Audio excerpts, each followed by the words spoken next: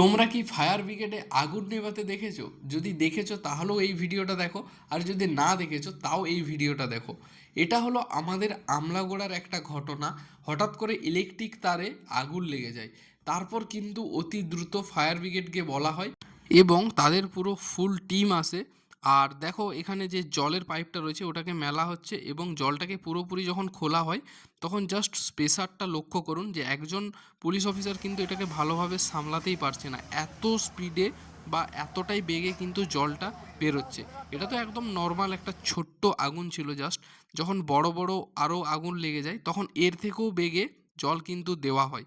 তো তোমরা কি আগে কোনো দিন দেখেছো এইভাবে জল দিয়ে আগুন নেভানো? যদি দেখেছো অবশ্যই কমেন্ট করো। তারপর শেষে মুখটা খুলে দেওয়া হয় জলের এবং অবশিষ্ট জলটা কিছু অংশ বেরিয়ে যায়।